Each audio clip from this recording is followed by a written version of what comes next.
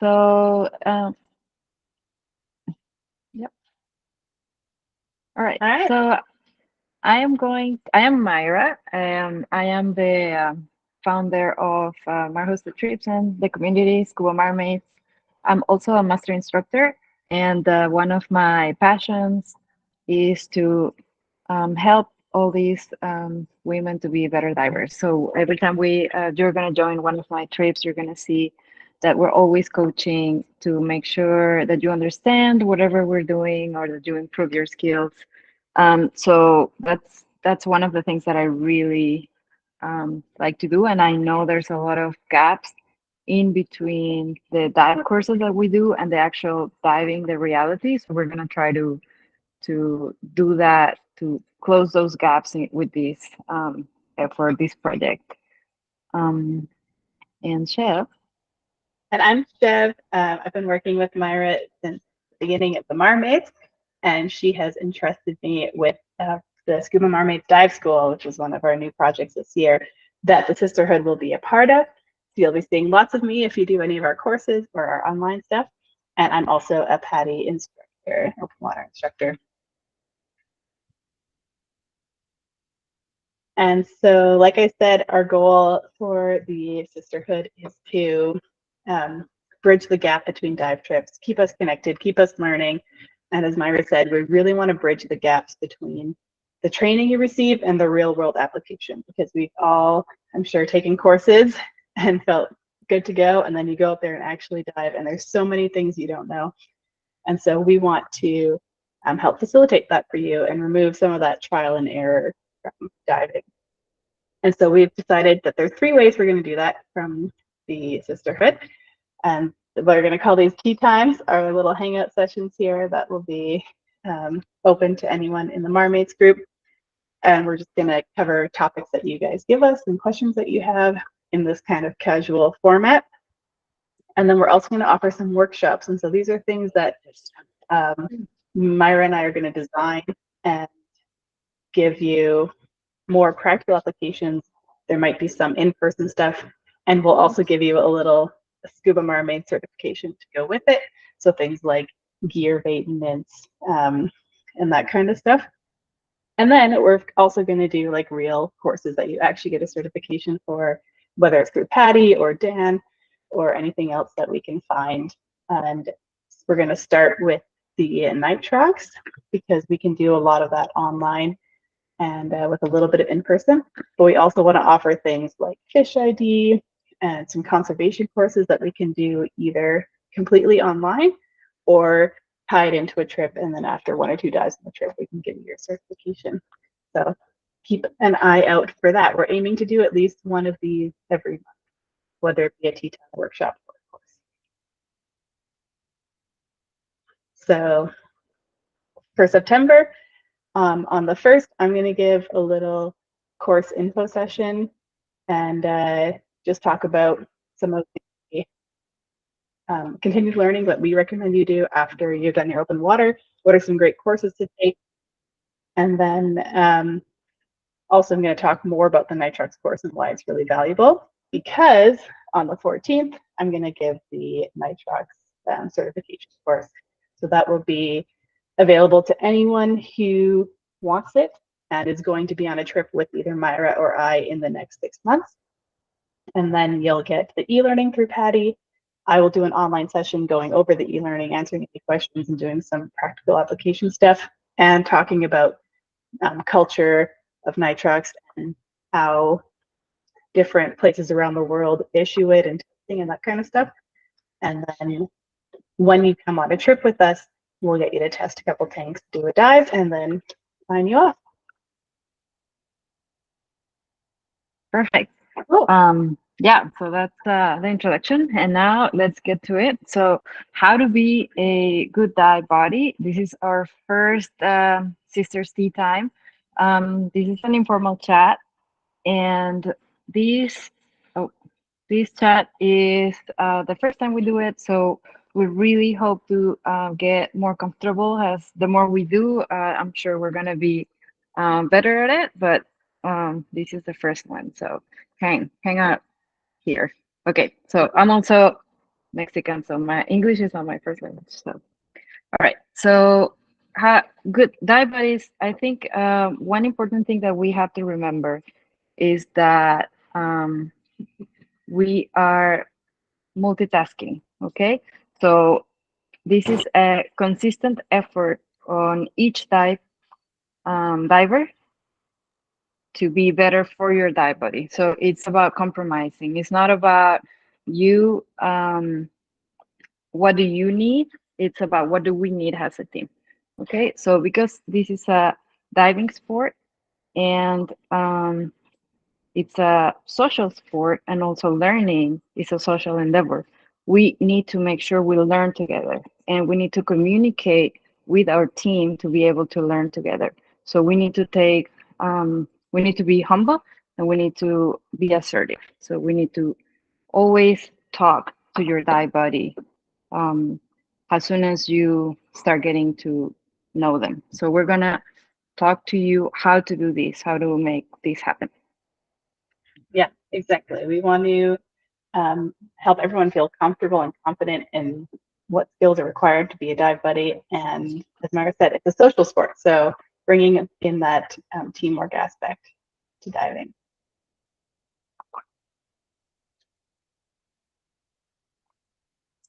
Um, all right.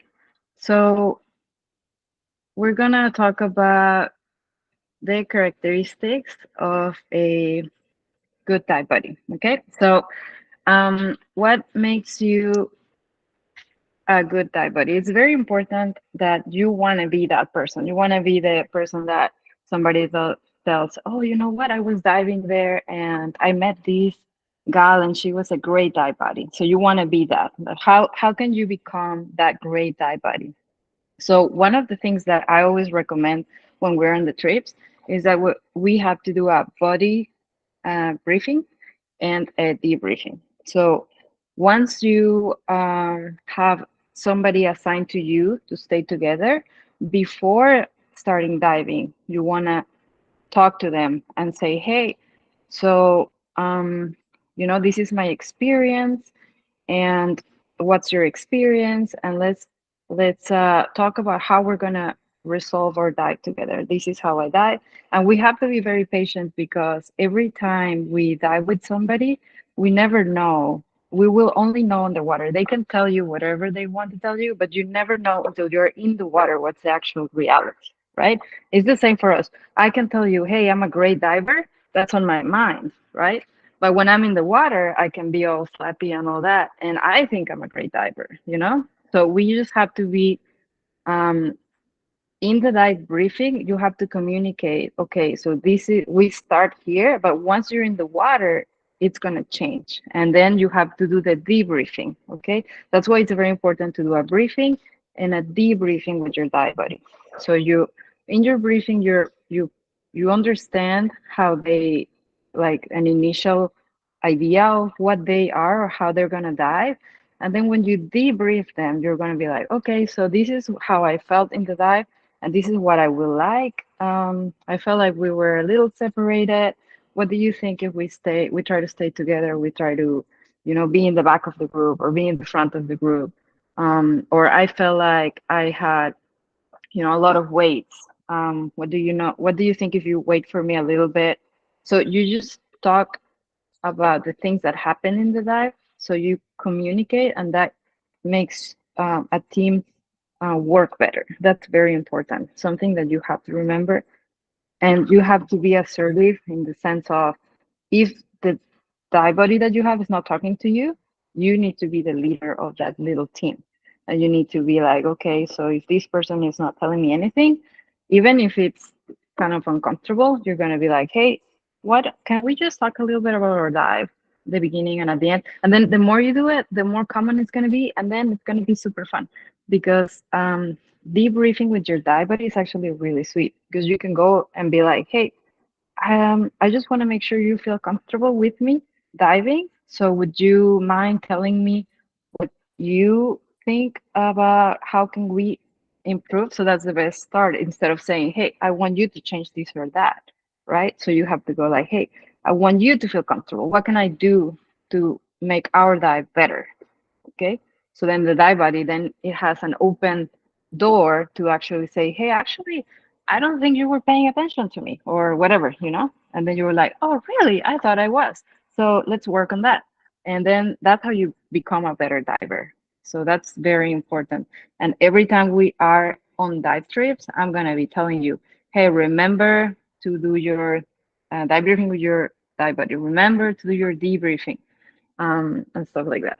And then another thing that we're going to be checking once you are underwater, it's that you are actually together with your dive buddy. That doesn't mean that you're like right here, but that doesn't mean that you are far, far away from them. It means that you are like relatively close in case of an emergency. If something happens, you can do a couple kicks, reach out and say, hey, I'm low on air, or hey, I'm feeling a little distressed, or um, I can't find the high master. Hopefully not, but whatever you have to say, right? So you want to stay close enough that it's super reachable. And that means um, that you have to be aware, right? So can you click in the other one? I think yeah. Okay, so monitor air. This one, every diver knows, should know how much air they have. Like that's a fact. Like you should know how much air you have at all times. But it's really nice if your dive body is just like um like an etiquette thing, like when you're diving with somebody and then you're asking them, hey, is your air okay? Is your air okay? You don't have to be like, oh yes, I have 1,750. It doesn't have to be like that. You can be like, hey, is your air okay? Reminding you, remember, yes, I'm okay, all good. Okay. Now, if you're low on air, you can be like, oh, actually, I'm my tank is halfway. They're like, oh, okay, great. And then you see your air and you say like, oh, okay, we're in the same, or like whatever. So it's very important, especially on the first dive that you do with your dive, the new dive body that you have.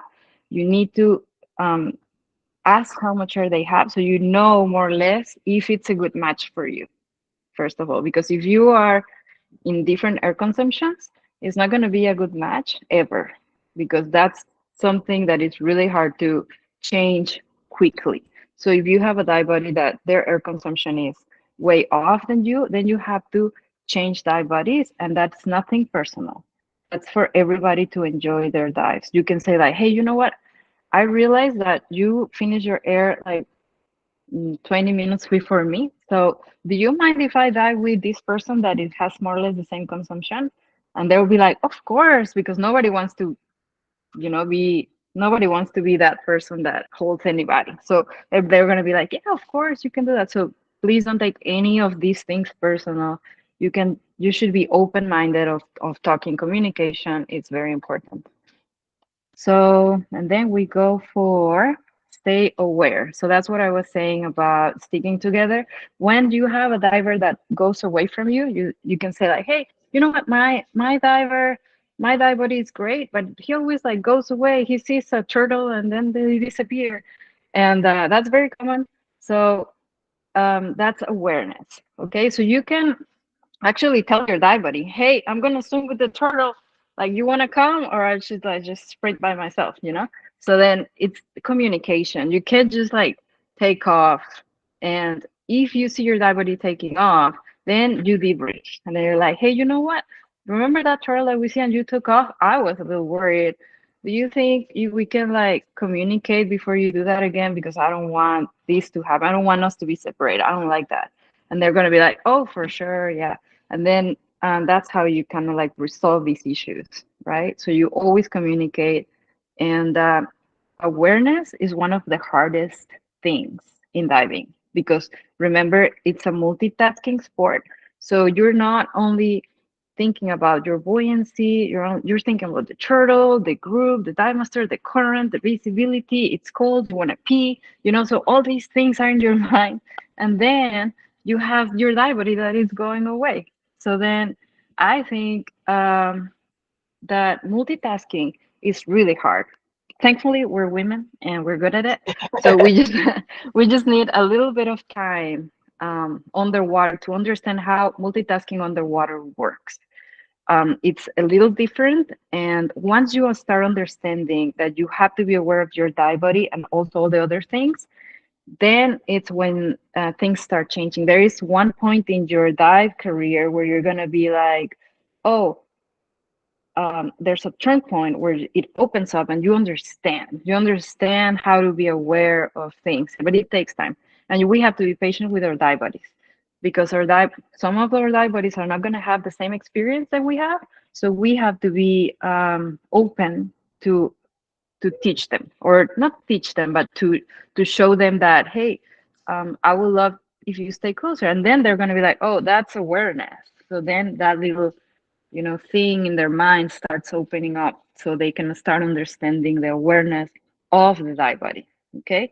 So we're all learning here together. Even me, I have so many dives, and every time I go to a different destination or with a different diver, I learn from them because they might do something that is different and I like it. So we always have to be open to learn from our dive buddies or dive groups, leaders, whatever. So the Yeah, next and one, awareness mm, too, if you don't mind if I yeah, add. yeah, That is also really beautiful because of course it's something really important on our first dives with a new buddy, but also it's a really cool like partnership and safety thing as you dive with someone. So like Myra and I dive together all the time. I know her really well. We went on a deep dive and I could see she was narked instantly the moment it what? happened, right? That and it was like because you start learning their behaviors and you're learning those little things, so you can also spot problems and issues. And if your buddy's acting differently or strange, you can say like, oh, okay, maybe something's up, something's wrong, they're nervous, that kind of thing. So it's really cool. Also, as you have a dive buddy for a longer time, you still keep learning from them. Yeah, that's pretty cool. If you're lucky to have a dive buddy for a long time, that's one of the best things. You start building up these local jokes underwater and stuff, and it's really it's really cool. Yeah. Um, but so another thing that it's a good characteristic of a good dive buddy is to be ready for anything, right? So I remember once we were in Panama diving, and I was not feeling good. I don't know why I had this chest.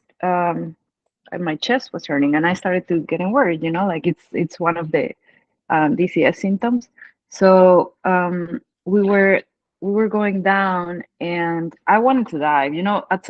Sometimes you feel a little bit of thing or something that is going on, and you just want to keep diving because it's nothing. So I told my dive buddy, hey, I feel this pain in my chest, but I think I'll be okay. We just stay shallow. You know what my dive buddy did? She did this. Nope, we're canceling the dive. We're going off because you are not okay. And I was like, no, I'm okay. I can stay. She's like, nope, we're going up. Your chest is hurting. We're going up. And I'm like, you know what? I think she's right. And then we just told the dive master that we were going to cancel their dive. We just were like, we're going up. And the boat was right there. It was just at the beginning of the dive. And we just went up. And I felt better during the surfing. Something like that. It was nothing. But it's very important that your dive body is ready for anything. So if your dive body is there to help you in any circumstance. If you have troubles equalizing, your dive body is gonna stay with you while you equalize. Because if something happens, then you have another set of eyes that can watch for the boat, that can launch the buoy, whatever. So you're always having somebody to have your back, so that somebody that is watching out for you. I remember also one time I was a dive buddy with a photographer, and he was taking so long on those pictures, man. And all the group was leaving, and I was like, well, should I follow the dive master or should I stay with my dive buddy? Of course I stay with my dive buddy because I'm watching where the group's going, where the bubbles are going. And then when he finished the picture, he looked and the group was gone, and I'm like, yeah, but I know where they are, come on, follow me. And then we went together and we catch up with the group. But if I would have left him, he would have just got lost, probably. So you work obviously after the dives we debriefed, and I told him, hey, this is how we're gonna, if you're gonna keep doing that, so this is how we're gonna do it and stuff like we were all instructors at the time, but so you have to communicate these things and you have to be there for your dive, but it's very important for safety. And then the other one we have is the hand signals. So hand signals are very universal and are also very local. So when yeah, so like you have like the good, like all these things that we all know, and then sometimes the dive master comes up with something that you've never seen. They're like, oh, that's how you say 3 minute safety stop, like, okay, so you have to pay attention to the dive master to see which dive signals are they using in the moment, but at the same time you want to make sure your dive body understands the way you were taught, because you were taught some by some instructor that maybe in Philippines, whatever, they're using something weird, and then you're saying something, and the other person is like, I don't know, I learned in Dallas, I don't know what you're talking about. So then you have to say, okay, so these are my hand signals that I use.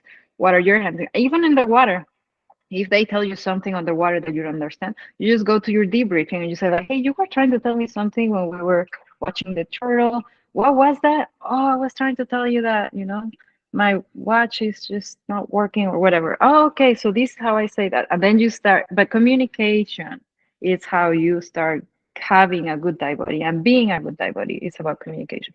So you have to leave all that personal, like all that drama that, oh, my dive body, like they do this and that. No, no, no. It's not personal. It's about trying to be better together. Okay.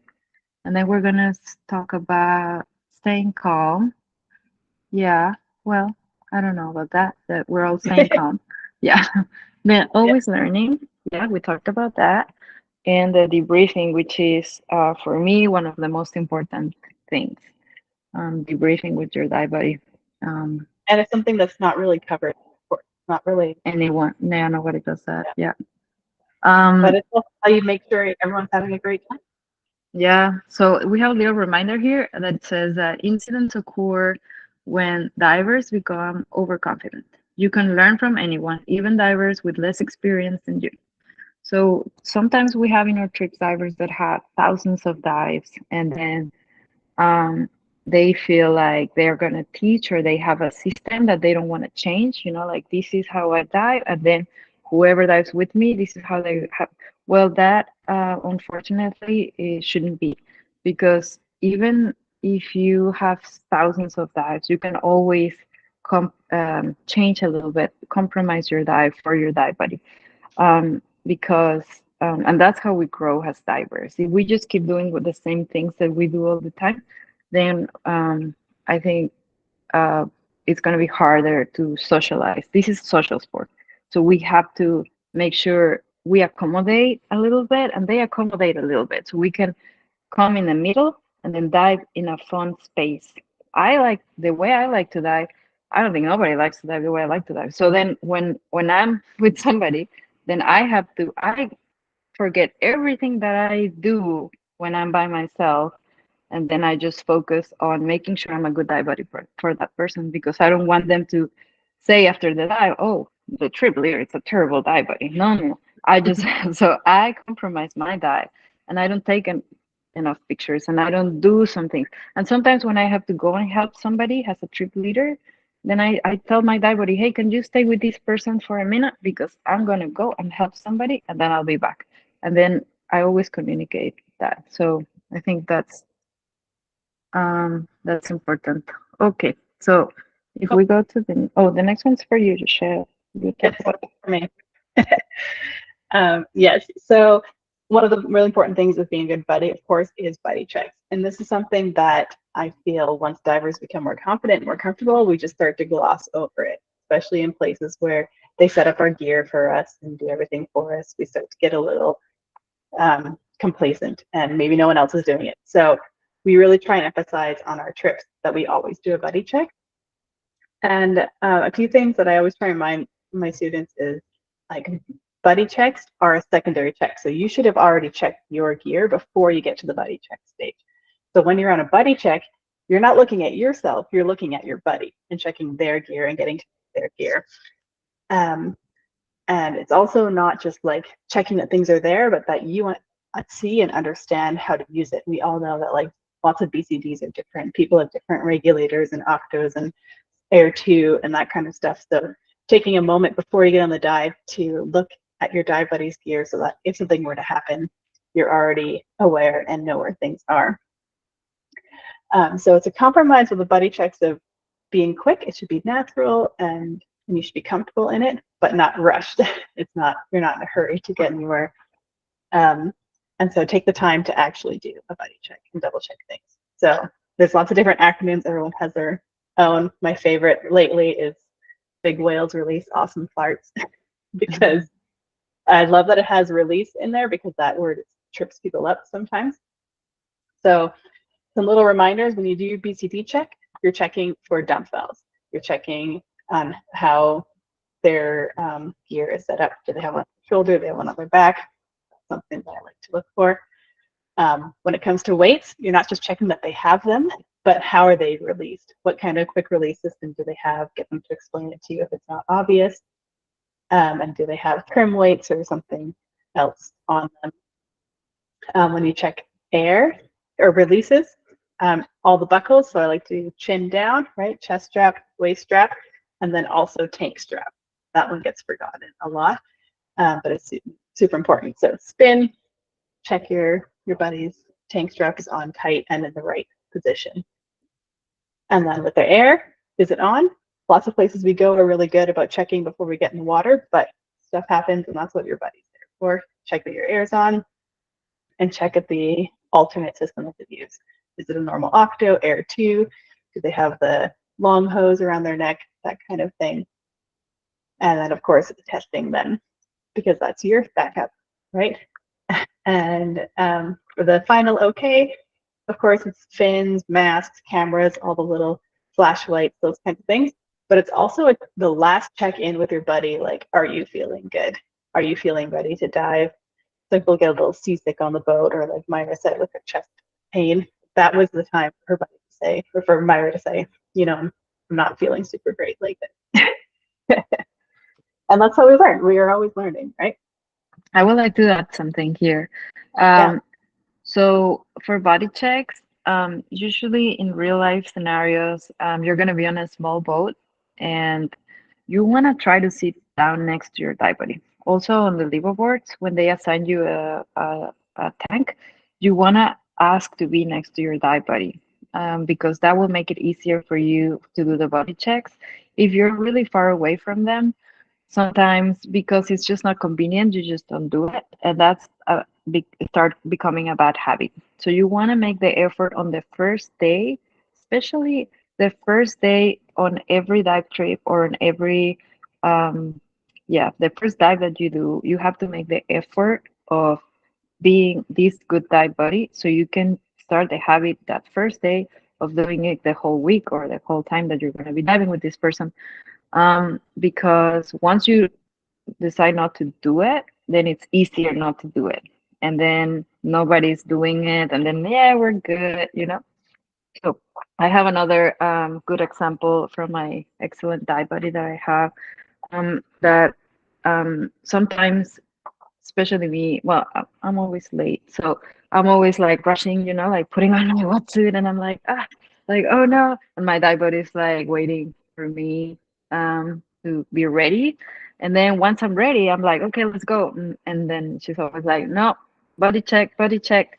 And then we have this fun way of doing it, which is doesn't take 30 seconds, you know, like because you're used to doing it quickly. And once you're used to doing it quickly, because you do it so much, then you teach your new dive buddies how to do it quickly. It takes time to get there, but it can be really fun, because you're like, it's something also that um, tells the other person that you care about them. So I care about you. So let's do a body check. Before you get in the water, let me check you out. So let me check you out. Let me check you out. And then you're just like, okay, turning my air. And then you're just like, okay, BCD, my air releases. Okay, your air, breathe. How's everything? Okay, you look great. You look good. You look good. High five. Let's go in the water. You see? So it can be something that you create that it can be really fun. And it can be like your little thing that you do. It doesn't have to be like, okay, super serious BCD and all that. No, you can just do your own body check, make it your own it, and rehearse it every day. And then if you forget something, it's okay because your live body is going to be like, hey, we didn't do the final okay last time. Let's remember to do that. Oh, did we check everything? And then if you're not sure, you can say, hey, dive master, can you make sure we're doing our body check correctly? And then you kind of like go through it with them to make sure you're not missing anything. But make sure you sit down next to your dive buddy in the liveaboard, be next to your dive buddy. And if for any circumstance, any reason you cannot be, do it in the distance. You can do it in the distance, and it's okay if everybody's watching. If everybody's watching, you do it in the distance from the boat. Like if the person is across from you and you're like yelling, "Hey, how's your air? How's your VCD? Everybody's gonna be like, wow, they're actually doing it. Should we be doing that? Like, did I do that? Like, why my dive buddy is not doing that?" So it looks pretty nice. It looks like you have your things together. So don't be shy of doing your dive body, your checks. It's very Yeah. important, and it's really cute to see somebody doing it as Yeah, an and this is instructor. exactly, and this is a guideline. As long as you're covering all these things, you can do it however you like. Hmm. Cool. Okay. So we made buddy checks sound super fun and easy, but we all know that sometimes challenges come up. So, Myra, what do I do if I don't know my buddy? Yes. So, so if you don't know your dive buddy, how do you communicate with them? So I think the best way to do it is to start trying to communicate whatever they want. So that way you don't approach like, hey, I need you to do this, I need you to do that. So I'm comfortable. You need to dive like this, you need to dive like that, you need to dive like that's gonna push your dive body away from you. That's gonna be like, ooh, I don't know if I can dive. I don't know if I'm at that level. So you have to be more like, okay, so we don't know each other. Let's introduce yourself. Let's talk about our experience. What do you feel comfortable about? What are you not comfortable with? Let's learn a little bit about us, being respectful and open minded about it. And um, once you start that chat, and you see, like, okay, so what do you need me to do? What can I do to make you feel comfortable in the water? Usually the answer is going to be like, oh, you're fine. I'm very chill. Just follow me, or I'll follow you, or whatever. So it's usually like that. But it's good to start with an open mind, like open the door for them to tell you what they want, instead of being like, oh, I need you to be like, because I get like this and that. And that shuts down divers, or everyone really. So you just want to enable conversations for them to feel comfortable with you. um Definitely. mhm. And to like the buddy briefing is usually it's best to do it after the dive briefing, right? So you know the dive site and where you're going and things. So that you can use keys from that to open up that conversation. Like the dive master said, we're going through some swim throughs. Hey, buddy, do you like swim throughs? Are you comfortable with them? Are you going to swim over top? That kind of stuff you can use to start that combo. My buddy doesn't pay attention underwater. We've all Yeah. been here. Yeah, this one is hard but I think really can be solved by, like we said, the debriefing, which is not common practice, but can really help with all these situations. And again, approaching it openly, like say, hey, how was that dive? Did you enjoy it? Did you see me doing this? Did you see me find that? Did you see me do this? And probably if they weren't paying attention, they're going to say no. And you say, I found this really cool nudibranch that I wanted to show you, but I couldn't get your attention. And Hmm. that lets you into the conversation of like, hey, I think it'd be more fun if we stayed closer together and could show each other things. Or hey, I would feel more safe if you looked at me every 2 or 3 minutes or something. You just made eye contact more often underwater. Those little things that a practical application that you can offer your dive buddy to make you feel safer and to bring their awareness more into your buddy team as well. Yeah, without making them feel bad that they are not paying attention, because remember, it's a learning skill, it's a multitasking skill. Being aware of your dive body, it's not something that comes natural underwater, because nothing comes natural underwater. So you just have to Yeah, learn. And if your dive body is helping you to learn that, then you're helping them to be better. yeah, cool. Mhm. So my body and I have different dive styles. Yes. So that is okay. If your dive body is diving in the back and you're diving in the front, you can switch dive bodies. That's the easiest way.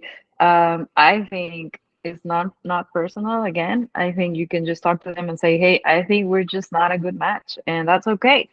It's nothing personal. It's not about you. It's just about I would just want to be next to Dive Master. I feel very safe next to him, and I just want to be right there. And the other person is like, I'm a photographer, so I'm gonna stay in the back. So that's definitely not a good match. And sometimes when we go on the trips, I do the matching for the divers, but I don't. I only know what it's in the questionnaire, so I don't know how they really dive. So the first day we call it the checkup dive, so everybody starts getting to know each other. That's when we do the changes. If you're not comfortable with your dive buddy, on dive one, you talk and you say, "Hey, this is happening, and I think we should switch." And of course, it's okay, and then we switch it, and there's no problem with that. Like there's no problem with that. So if you're in a solo trip, you're by yourself in a liveaboard in Indonesia, then you just tell your dive master, "Hey, this person profile is very different from mine, and it would be okay if I switch with somebody else, or can I be your dive buddy with the dive master?" And they'll be completely fine. It is a customer service um, sport. It's about you feeling good, and it's about everybody having a good time. So yeah, so it's okay to have different dive styles, and no one's gonna die. Now, the Exactly. other one is what to Um, do if my diary has problems equalizing or runs out of air quickly. Um, we talked about this a little bit already yeah, in here. Yeah. yeah, I So think so.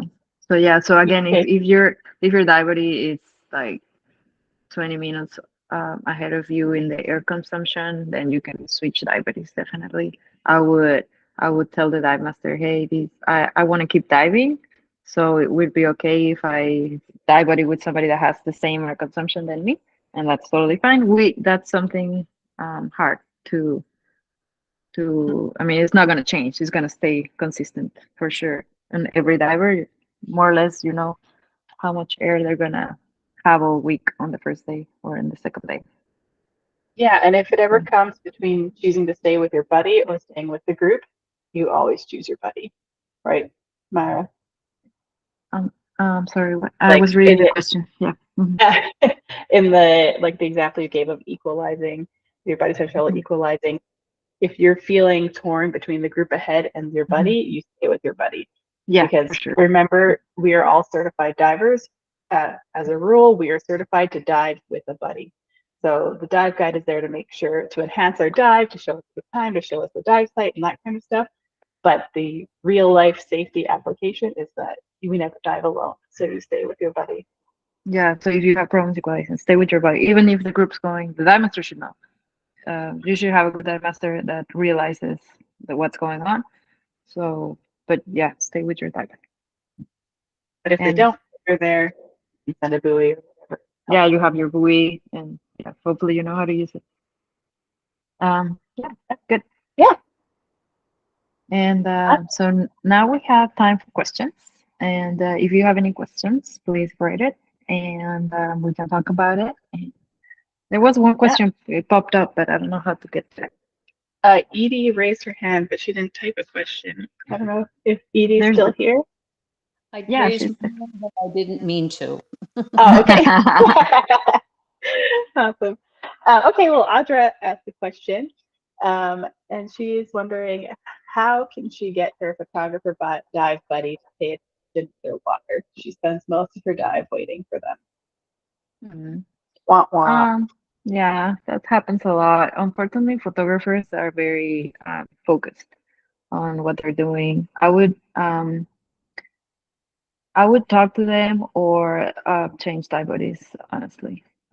I Change would, dive yeah, bodies.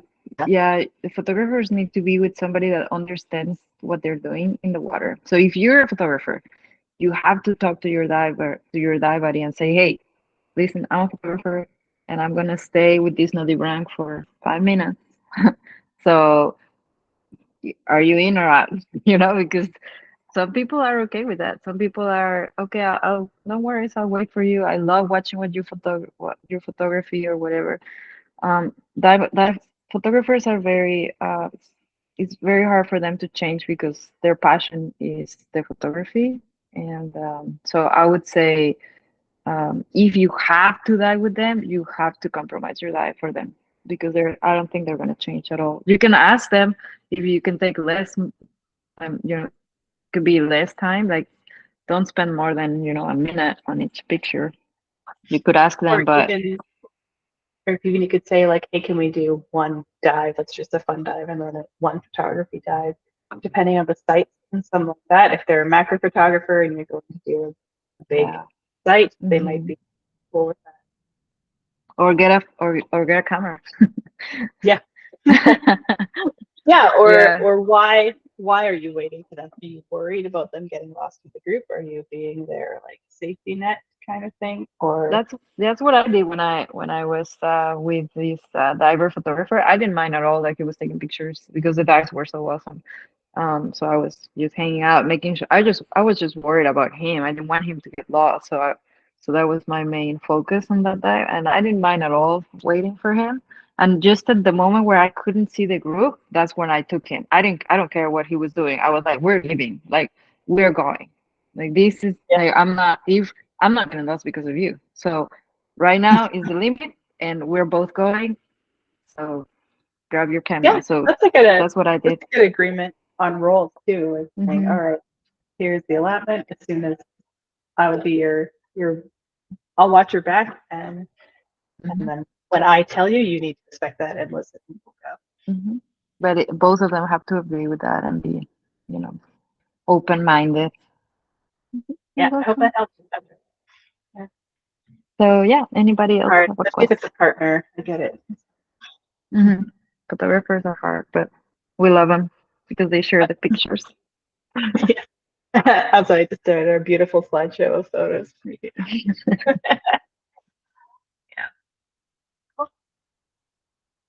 What What are would the you best say? Mhm. what are the best ways to get your buddy's attention? That's a good question because we all hate the ding, ding, ding. That's We not a hate good the one. Yeah, don't do that. That's only for emergencies, okay? So your dive master is the only one that triply not even the triply the dive masters are the only ones that should be banging. Otherwise everybody gets distracted. And if it's an emergency, then you bang and then everybody pays attention. If you're banging for everything when you're in an emergency, No then one pays attention. no one's gonna pay attention because oh another lobster or like oh Yeah. what's going on. No, don't do any noise. Nobody cares about the lobster. Everybody's doing their own thing. Everybody's doing their own dive. So if you have divers around you and you want to show them and they're paying attention, show them. If not, move on. Like everybody's doing their own thing. But no need to call everybody's attention. The only person that should do that is the dive master. If you want to call the attention of your dive buddy, then you should be close enough and then you should have eye contact with them enough. So when you want to tell them something, they you just look at them for a little bit and then they should be looking at you at some point because Yeah. the awareness is there. And they should be close enough that you can swim two kicks and say, hey, like tap Shake the their fin. shoulder, get their fin, tap Or the shoulder, or come, let me show you this or something like that. I will also like you can talk underwater. So like Oh I'll yeah, say to my reg like Myra, Myra, like yeah, look, yeah. yeah, and that sound, And not then the whole they group turn, will yeah, hear it, but she will. yeah, Or yeah. some people use their double-ended clip, Oh yeah, like the little clip they, sound. a And if little bit you're, like hmm yeah. That could and that again, could be too. It has to be an agreement. Another thing that you should know is that divers underwater won't hear anything. So you're multitasking again, it's the same thing. So you're thinking about all the things, you're looking, you're focused. So if you're like ding ding ding, like people don't even like they're just like that. So you have to communicate with your die body.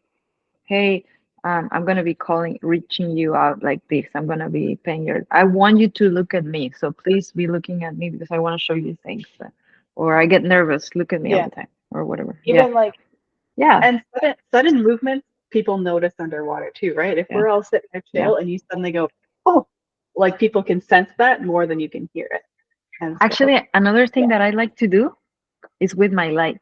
As you know, because I Mm. posted it, I use a light all the time, every time, and now it's out of stock Gone? for some Yeah. reason. So I posted, I have a little small light that I die with all the time, and that's great for communication. So if you're in low visibility, that's actually another um, subject that we should talk about. But if you're in low visibility, you just wave your flashlight to somebody and they will know that you're talking to them.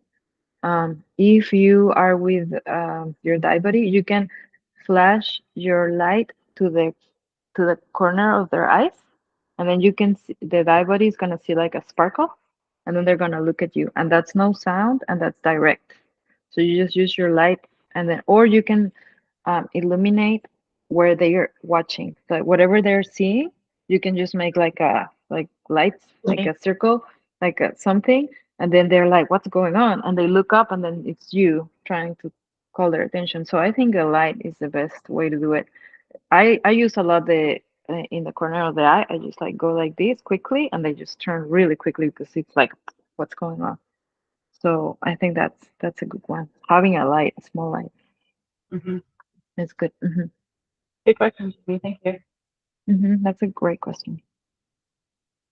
Mhm. Mhm. Okay. All right. I think that's it. That's all we have. That's awesome. Did anyone have questions about the sisterhood program? The stuff we talked about at the beginning? I know it was a while ago. I hope you I hope you Hopefully. learn. We hope Yeah.